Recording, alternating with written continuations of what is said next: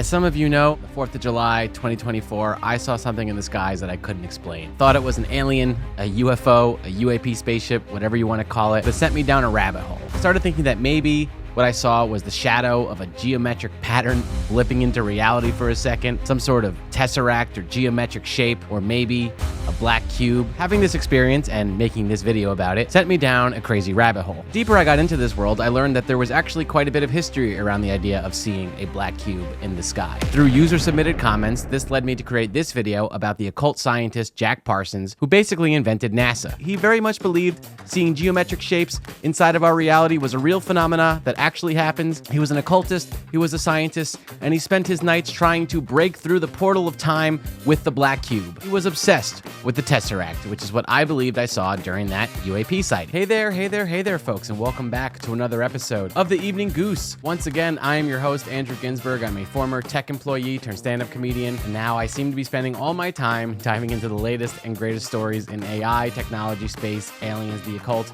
and definitely beyond. And tonight, we're going a little deeper into the black cube. Let's get into it.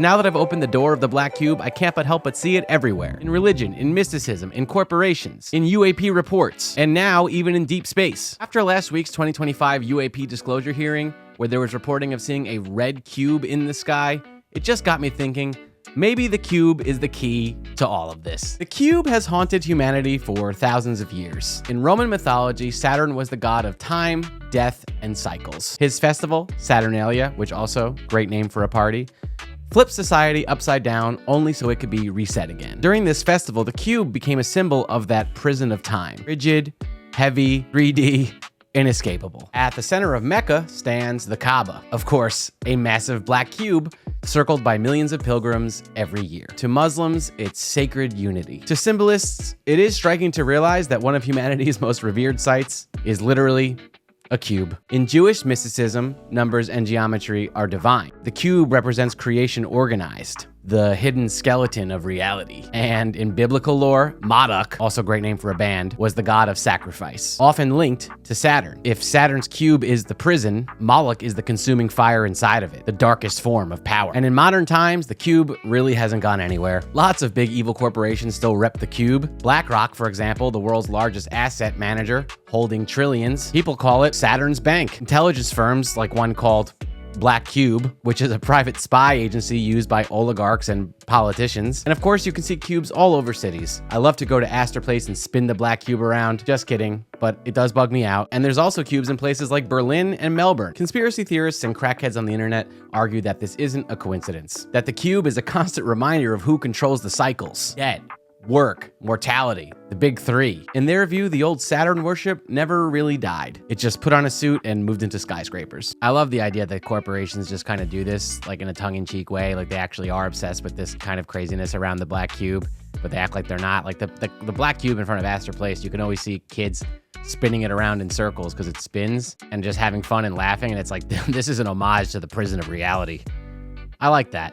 Unnecessary to do that to the population, but it's like some kind of secret among the elites or something. I kind of dig it. The more I dive into this stuff, I start to think of the black cube as a metaphor for the prison of reality and time, but also a tool that we could use to break out of it.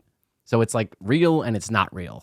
Sort of paradoxical. And just this last Tuesday, during the 2025 UAP disclosure hearing, testimony described a red cube UAP. Not a saucer, of course, not a sphere, but another freaking cube. I gotta be honest, alien stuff around the cube, it really makes a lot of sense to me. I could see why they would reveal themselves in the form of a cube. We love boxes. We live in boxes. We work in boxes, like cubicles. We even get buried in them. We get buried in a box.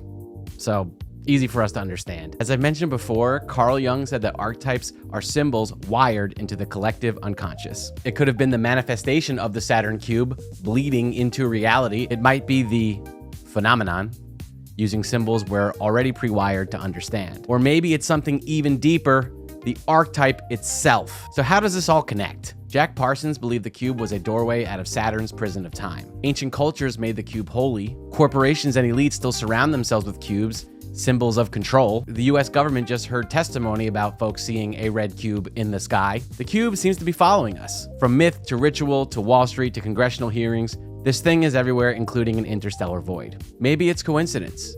Maybe it's the ultimate archetype. So I'll leave you with this question. If the cube is a prison or a portal, would you step inside? Folks, thanks for tuning in to this episode of the Evening Goose. We will see you next week. Let's stay on this one.